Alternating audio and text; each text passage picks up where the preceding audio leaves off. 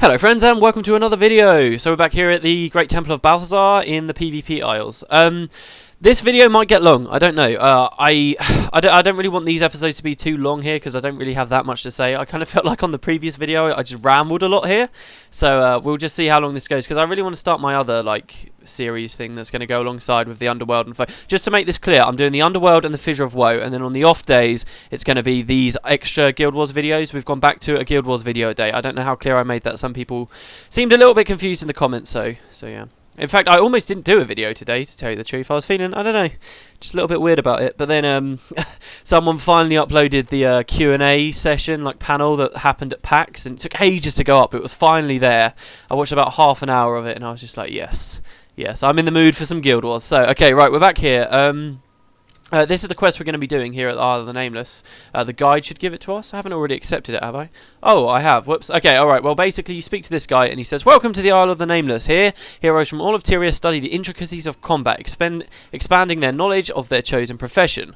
I'm known simply as the guide. Left-click me when you are ready to begin." There's this weird thing about the Zaishan that they did sort of when this first came out, and they were first introducing the Zaishan to us. They talked about how all the Zaishan only really have titles. They don't have names. But then they kind of seem to have forgotten about that and stopped doing it pretty quickly because, yes, in the PvP Isles they tend to only have titles rather than names, but obviously we had Acolyte Susuke and Acolyte Jin come Nightfall, and you know, they've got proper names. It wasn't just the Zaishan Ranger and the Zaishan Elementalist. It was they had real names. So I don't know whether that's kind of been dropped, whether we'll see that in Guild Wars 2 or not. But one thing before we speak to this guide and learn about this stuff, I realised in the last episode I didn't even talk about where we were. Sure, we're in this place called the Battle Isles, where a faction from Cantha came called the Zaishan. But where is this? Where is this? It's in the middle of the water, right? This is in the middle of the Unending Ocean, or they call it the Boundless Seas, or whatever. It's got loads of names. All of the waters in Guild Wars have got loads of names. I don't know why. But basically, this is where we are. Imagine we're right in the middle. If Cantha was really far south, really far, we don't actually know 100% where it is, but generally people say it's down to the south and to the left a bit. But if we assume that's there, and you've got Tyria all the way up to the north, imagine in the middle, just a few islands in the middle. This whole place gets flooded come Guild Wars 2, so you can't come here anymore, and the Zaishan have to move on, and I'll talk about what happens with that later. But basically, all you really need to know about this area here with these islands is these waters were the waters that the Marganites were said to rule. Yes, they were in the Crystal Sea as well, but they were all around here.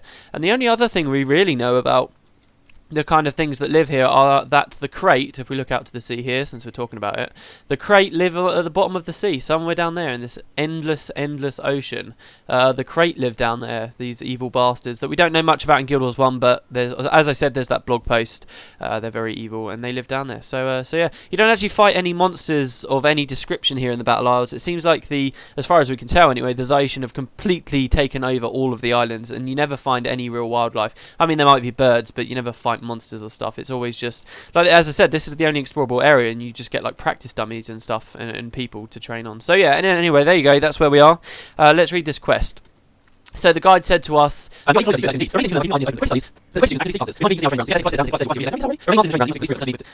to me with the knowledge you find. If you accept the quest, blah blah." Yes, I definitely read that out. I'll probably cut that out. Okay, so the guide gives us the quest. We go down, and there are lots of these guys. As I said, this is just really a tutorial area. I'm not sure how effective it is at being a tutorial area, considering, I don't know, I kind of feel like Guild Wars never had amazing tutorials. They weren't very good at sort of weaning all of the mechanics onto you, really. And I get the feeling ArenaNet never liked designing them in the first place, which is why they've said with Guild Wars 2, they're not going to do standalone campaigns anymore. It's always just going to be expansions, so that they don't have to deal with the hassle of constant tutorials all the time. Which makes sense for me. I mean, that's fine. Okay, so we've got a Master of Combat here.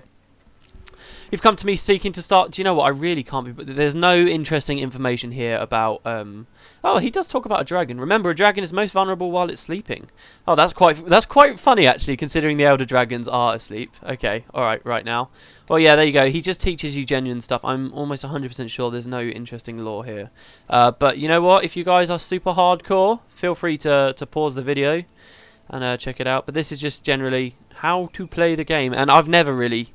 In all the videos that I've done, I've never really done an episode that seriously talks about that. So you can expect me not to do it now. So there you go, there's our second guy, the Master of Area Effects.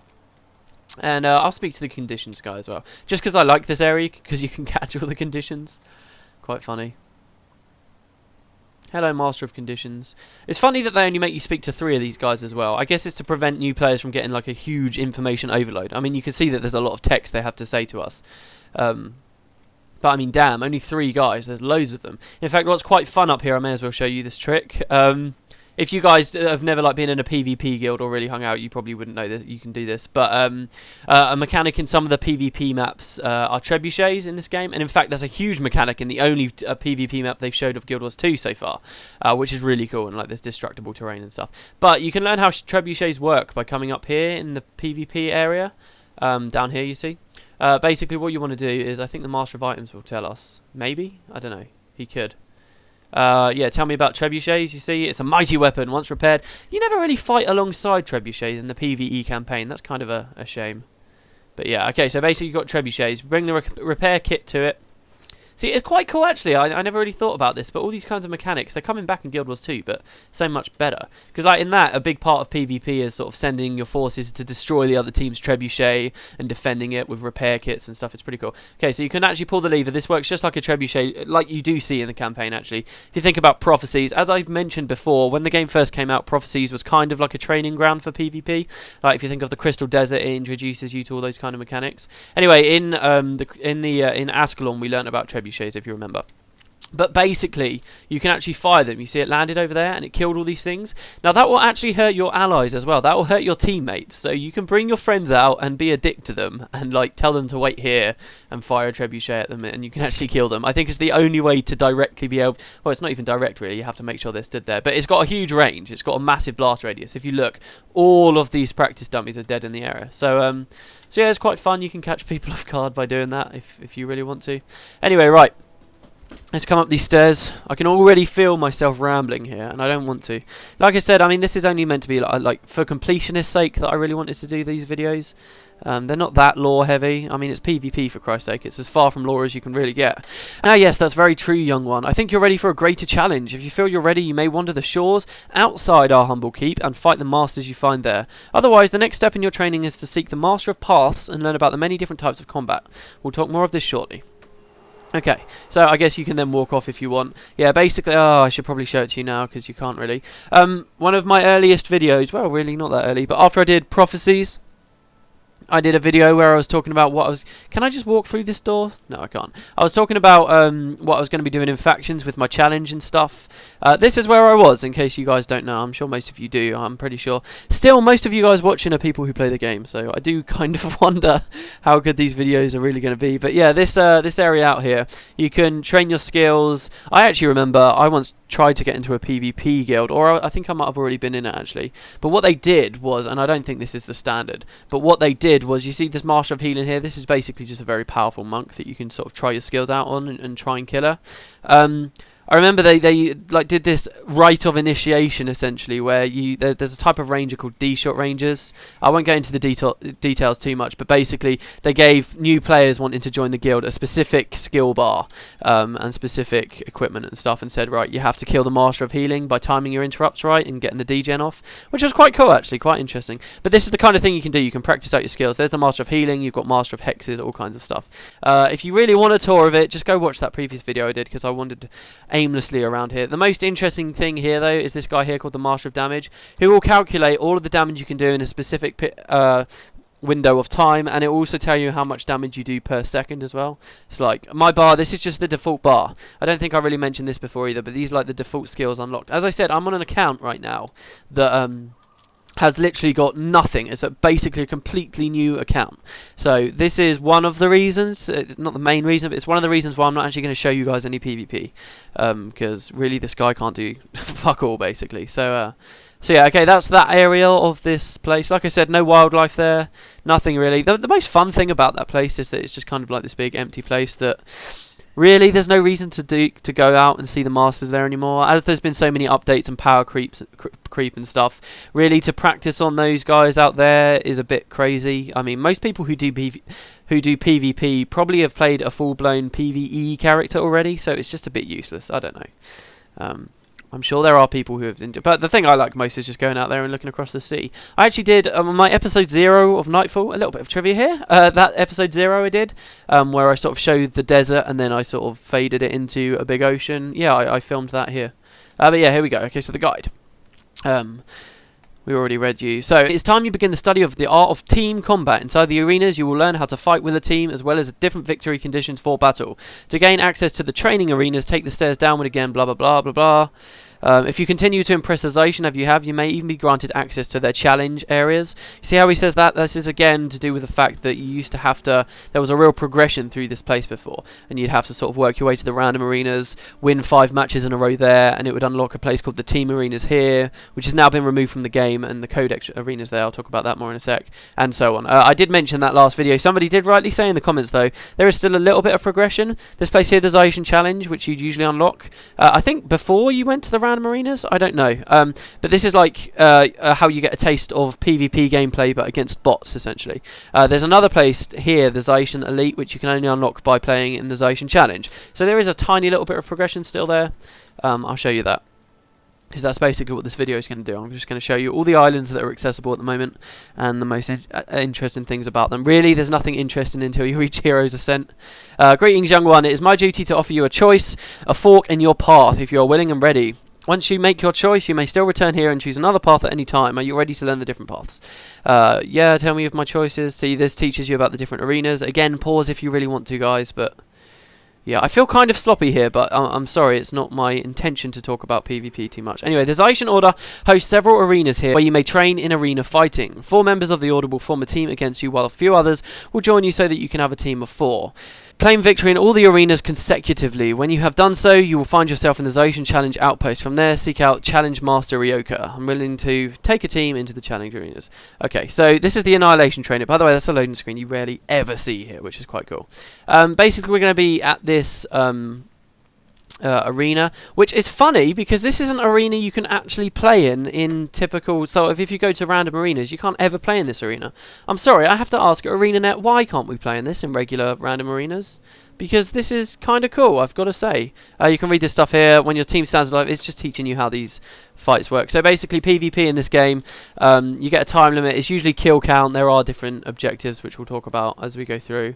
But yeah, why can't we do this? I remember that one of the biggest updates, I might as well talk about now. I don't know whether I even win this, by the way, because I don't even have a weapon. Oh god, this is bad. So I can't attack. I can't tell my guys to attack. Am I just supposed to kill? Why is nobody fighting? Hello? Can I equip something? Oh, I do have a staff. If I wand him, well, they will start. That's crazy. They don't fight unless you start wanding. Wow. Okay, bizarre. Yeah, as I was saying, so basically, what happened was there used to be another arena here called the team arenas. The progression used to be you'd go to random, then team. Random arenas, your teammates, as you might guess, and the opposing team is all random. But in team arenas, the idea was you could choose your 3 companions. All PvP in this game is 4v4, or well, in the arenas at least. But basically, the team arenas, because of the way the game is, it kind of boiled down to a few teams got insanely good at it, like ridiculously good, and they just kind of kick everyone out constantly, so barely anybody wanted to play team arenas anymore. Basically, the format was dying. Some people got very upset, but ArenaNet said, right, we're gonna take the format away, and basically they removed it, and now added a new arena called the Codex Arena, which is basically the same as Team Arena, except every day you can only play with certain skills. The Codex Arena also replaced another arena that was taken down at the same time. When Nightfall came out, there was an arena here called the Hero Battles, where it was exactly the same principle, 4v4, but your 3 teammates were your heroes, and you'd have sort of capture King of the Hill style games there. But again, the format was dying, which is a real shame, and ArenaNet never really had the time to fix it up, essentially. So there was a big update a while ago that removed 2 arenas and instead added the Codex in its place. The result is now that you can no longer go to this island, you can only go to the Codex Arena island, which is a shame, but that's the way it goes. Anyway, what brought me on to this point? I had a really good segue and I've completely forgotten it. Huh. Oh well, I forget. Anyway, so this is another one of the game types. It's you basically get a flag and you put it on the obelisk, and then the obelisk will start spitting out little bits of lightning damage. The hilarious thing is, like, this may have actually been really interesting mechanic for the PvP maps when the game first came out, but the truth is now that there's been so much power creep and people do so much damage and stuff, nobody really cares about this tiny little bit of damage that it's just like a scratch that this thing does. So yes, you can still have these game types come up, but it's not often. And again, this is another map. I think this is a different map. Is it? Oh, or is it the same one? I don't know. Oh yes, I remember what my segue was. Yeah, so you got this map here. There's another map. Do you remember the map in pre-searing Ascalon? It doesn't make any sense in lore, but it would be cool if we could go back to that as well in the random arenas. But the fact is, when they removed these 2 arenas here and added the Codex arena, they did say that because Hero Battles had its own special arenas, these completely new, unique maps. And when they did it, I remember there was a quote. ArenaNet said that they would add these Hero Battle maps into the rotation for random arenas or elsewhere, so that they could still be used, but they never did it, which is a real shame. That's a massive missed opportunity, as is this map here. Come on, why can't you just add this to random arenas? Having just another map to play on, I guarantee, like, they've continuously done lots of updates to try and get people to continue playing PvP. There's all these different rewards you can get now, these strong boxes and stuff. But I guarantee one of the biggest things that will make people interested in playing it again is just to add a few more maps, and you don't even have to create new maps. You just have to add these freaking ones here that you're already in the game.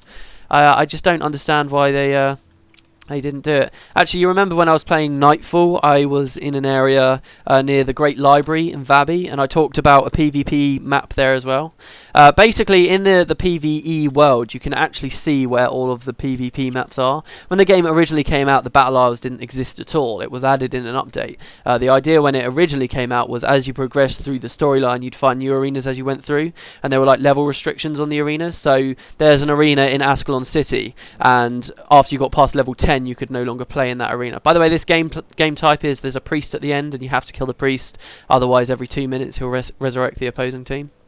But yeah, basically there were these arenas. So after you reached level 10, you'd move forward and you'd go to Yak's Bend, and there was another arena there that you could play till to, I think it was like level 13. After that, then you'd go to Lion's Arch, and there'd be another, and so on and so on and so on. Then the Battle Isles were added, and now you would go into random arenas and you'd have these battles here, and every time you won, you'd load into a different map. We're only seeing the one map here, but that's basically the way it would work from then on afterwards. I don't know what that kind of means on the lore front, because that's something that's always interested me, because, well, kind of. I mean, it's mostly gameplay, right? It's just, oh, you go to a different map. But we have got a situation here where you're fighting in an arena in Ascalon City, you win the match, and then suddenly you're in an arena in the middle of the Echo Vowed Forest. Which is really interesting to wonder if that's just gameplay, whether, I mean, you might argue, oh, they're just using map travel or what. I don't really know whether it's worth thinking about. But it's kind of cool anyway to maybe think that the Zaician are sort of moving everyone around, or you're going on these big journeys between every fight to go to these different arenas around the world. I'm not sure. Anyway, I was talking about this arena I mentioned in not in Kamadan, Jesus, in Alona. There were other arenas around the PvE world. For instance, this one in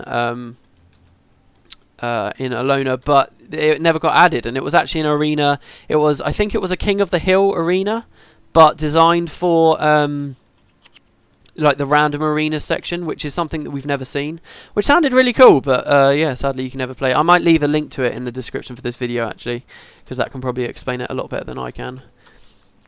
Also, please don't judge my playing too badly at the moment, because to be honest, I'm just focusing too much on the talking. So what else can I really talk about?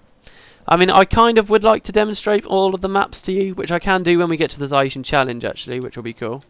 Is there something I'm forgetting here?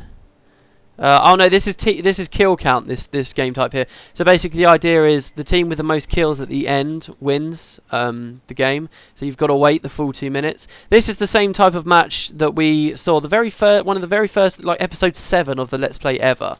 That's what we saw. I'm not going to win this, I don't think. I think I'm going to die. When we were in pre-searing Ascalon, if you remember, I am out-pressuring them. In PvP, you can press O to get like a status report of the team. So this kind of represents our health right now. The red team, as you can see, is a lot lower than my team. Just because, but there weren't any kills, and that's because we were just slowly kind of out-pressuring them. Kind of simple. Like, really, playing these little matches here isn't very indicative of what real PvP's like in this game. Is Plague Signet just supposed to transfer conditions? Am I completely wasting it? Yes, I am. There's no point me using that at all. Have I even got 5 curses? Oh, I do, but yeah, alright. I thought so. That was a bit retarded. So yeah, I think I'll probably speed this up. We've got a minute left. We might win this. It depends if my healer dies here. Please don't die.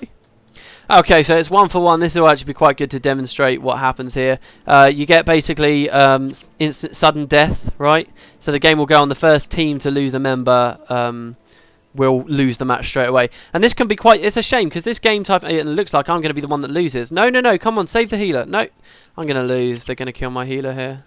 Unless I flag them away. No, I don't even have all of that bound. Oh, we got the Elementalist. Sweet. So there you go. That's basically how it happens. And that could be quite interesting. I actually kind of like that kill count type of game, but the problem is sort of in random arenas games go very quickly, sort of, you know, a lot of games end within 2 minutes, and a lot of people get pissed off with that type of game because when they get there, because they're so used to games going really fast. But yeah, there we go, that's that quest done. And we can report to this challenge master here. See, what I think used to happen when the game first came out is that you then instead of this already being unlocked, I think by completing this quest I just did, it would actually take you to like a tiny little explorable area that was like instanced here, and you could walk on a path that would take you from the Great Temple of Balthazar or whatever, and it would take you to this outpost, like through one, like you can actually see a path. I'll have a look for it in a minute. You see this here? I think that's it actually. You see this portal that's like kind of like a fake portal that just goes straight to the Great Temple of Balthazar, and I think that path, now I could be wrong, but for some reason I remember this, I think this path you could only ever go to it once ever on your account, because I think this quest chain, I don't know, something in my head tells me you could only do this once per account. I could be completely wrong. But if that's true, then there was this one place, right, here that you could only get to once on your account. And I always really liked the idea of that place, because it was like this special thing you'd only ever really see once. It's like cool, explorable. But I don't think you can go to it at all anymore just because of all the changes. I don't know. I'm really not an expert on this place. Anyway, here's Challenge Master Ryoka. Ryoka's got a name. And pretty cool armor as well. Excellent, well done. The priests have told me of your great valor in the trials. I'm the challenge master of the Zaishan, and I'm pleased to offer your team a chance to fight our very best teams. If you wish to return to the Great Temple for further training, consult your map by pressing M. Okay, so you can read that if you want, guys, but basically what happens here... Wait, what wasn't I supposed to pick up on? The Zaishan Elite is the next place. Yeah, their most secret training grounds, you see, and you have to defeat 5 different challenge teams to actually unlock it as an outpost, which is quite interesting that they gave everyone else, every other outpost, instant access, but not this one. So what can we actually do? I'll show you guys the different maps, I guess. So basically, you hit search. Oh no, or is that only at the Zaishan Elite? I don't know, you hit select mission, and yeah, there we go. So, and you can actually pick all of the different maps that you can play, arenas, basically. So you've got one in the Shiver Peaks, you've got one in the Amnoon Oasis.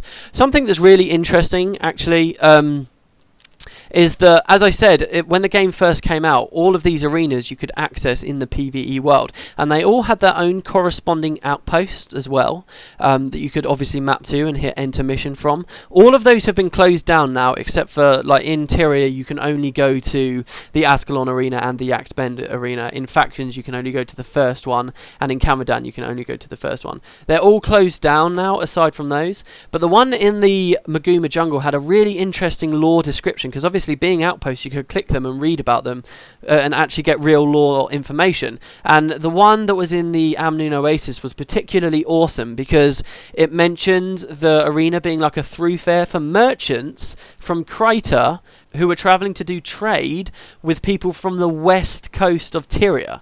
So, I'm on a PvP character, so I can't point it out. But think of your map, right? Think of where the Maguma jungle is. We've never seen to the west of the Maguma jungle, but that little bit of outpost description explained to us that there was actually a west coast there and humans there who like to trade with the Critons. Whether that lore is still canon or not now, I don't know, because it's been removed from the game, but it's pretty interesting, isn't it? I just love all the lore that talks about places outside of where we can actually go. But yeah, that was one of the very few things, and you can't read it anymore in game, but it definitely talks about a coast to the west of the Maguma where people would trade, which is pretty awesome. Okay, Jesus, this episode's going to be so long. Maybe I should cut it here. I think I'm going to have to cut it here, guys. I'm sorry, I know I said I was going to do just one episode, but I guess we can do another one. Alright, well, I hope you've enjoyed my rambling. I know I'm not really on the ball here, I've got to be honest. I'm just kind of winging it, but yeah. Okay, it's very nice around here, isn't it? So I won't see you guys tomorrow on this little series. I'll see you on the day after that. Tomorrow, Underworld and Fissure of Woe starts. We're done with Eye of the North for now. I'm sorry if that last episode of Eye of the North, by the way, was a little bit teaserish. Don't forget, I did film that a long time ago now, so I didn't sort of know that all this stuff was going to be happening, and I'd go for the Fissure of Woe and Underworld next.